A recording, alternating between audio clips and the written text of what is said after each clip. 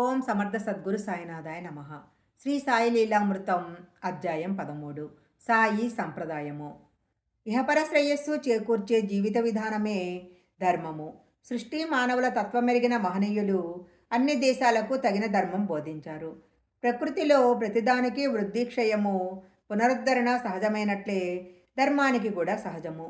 కాలక్రమేణా ధర్మంలో మూఢాచారాలు చోటు చేసుకోవటం వలన మతద్వేషాలు ఏర్పడ్డాయి.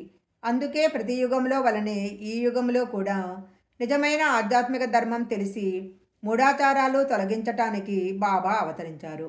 శ్రీకృష్ణుడు, బుద్ధుడు, క్రీస్తు, మహమ్మదుల వలనే ఆయన మనకు ధర్మం తెలిపారు. ఒక పేద బ్రాహ్మణుడు బాబాను ధన సహాయం కోరాడు, కానీ లోపల ఆయన ముస్లిం అనే శంక కూడా ఉంది.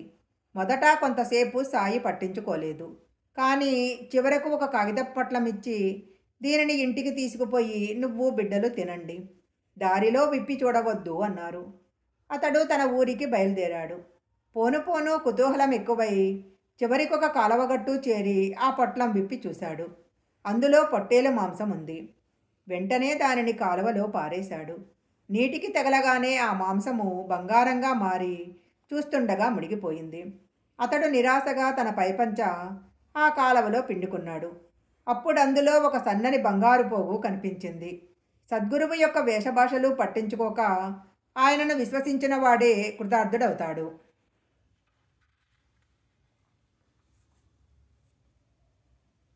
నిత్య జీవితంలో మనోనిగ్రహము సాధించిన వారికి మాత్రమే ఉపవాసము ఇంద్రియ నిగ్రహం సాధించటానికి పనికొస్తుంది. మిగిలిన వారికి ఉపవసించినప్పుడు రుచుల మీదకు మనసు పోతుంది కనుక వ్యర్థమే కాక అనర్థం కూడా. అందుకే సాయి తన భక్తులను ఉపవాసం చేయనిచ్చేవారు కాదు. ఒకరోజు దాదా కేల్కర్ ఆయన, ఇప్పుడు సిమోగా పండగ కదా, బిడ్డలను ఉపవసింపనయ్యను అన్నారు. ఆయన మాటలెవరికీ అర్థం కాలేదు. కొద్దిసేపట్లో శ్రీమతి గోఖలే షిరిడీ చేరి కేల్కర్ ఇంట్లో సామాను పెట్టి మసీదు చేరింది. అప్పుడు సాయి నెమ్మదిగా, ఈ ఉపవాసము తపవాసము ఎందుకు?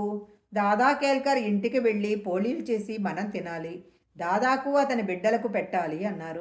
సరిగ్గా అదే సమయంలో కేల్కర్ భార్య బహిష్ట అయ్యింది. ఇంట్లో వంట చేసేవారు లేరు కాబట్టి శ్రీమతి గోఖలేనే ఆ ఇంట్లో వంట చేసి ఆ కుటుంబానికి పెట్టి తాను తినాల్సి వచ్చింది. నిజానికి ఆమె మొదట షిరిడీ వెళ్ళి సాయి సన్నిధిలో 3 రోజులు ఉపవసించాలి అనుకున్నదట.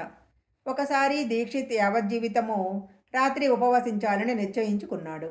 నాటి సాయంత్రం అతడు మసీదు చేరగానే సాయి రాత్రి భోజనానికి ఏం చేయిస్తావు అన్నారు. మీరేది చేయించమంటే అది అన్నాడు దీక్షిత్. మామూలే, రొట్టెలు కూర చేయించి అక్కడే నైవేద్యం పెట్టి నువ్వు తిను అన్నారు బాబా. ఈరోజు అలానే చేస్తాను, రేపటి నుంచి నేను రాత్రి భోజనం చెయ్యను అన్నాడు దీక్షిత్. బాబా అప్పుడేమీ మాట్లాడలేదు, కానీ రోజు సాయంత్రం అలానే హెచ్చరిస్తున్నారు. అంతటితో ఆ నియమం మానుకున్నాడు దీక్షిత్.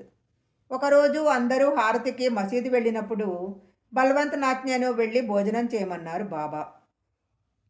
ఆ రోజు ఏకాదశి. సాటి భక్తులిద్దరూ ఉపవసిస్తుంటే తాను తినడం బాగుండదని అతడు ఆ రోజు భోజనం చెయ్యనన్నాడు. నిజానికి అతడెన్నడూ ఉపవసించడు. బాబా అతని సహచరులను చూపి, వీరు పిచ్చివాళ్ళు, నువ్వైనా వాడాకు పోయి భోజనం చేసిరా అన్నారు. వంటవాడు చిరాకుపడి హారతైన తర్వాతనే పెడతానన్నాడు. అయితే ఈ విషయము నాత్నే మసీదు చేరగానే భోజనం చేశావా అన్నారు బాబా. అతడు జరిగినది చెప్పక హారతి అయ్యాక తింటానన్నాడు. భోజనమయ్యాకనే హారతి జరుగుతుంది అన్నారు బాబా. వంటవాడు వడ్డించక తప్పలేదు. భోజనం తర్వాత నాత్నే చేత తాంబూలం తినిపించారు బాబా.